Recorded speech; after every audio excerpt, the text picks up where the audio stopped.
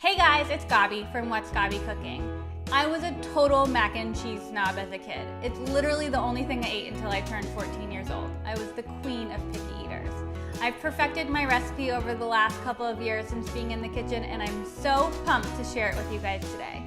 It's got two of my favorite cheeses, it's rich, it's creamy, and it's the perfect comforting treat.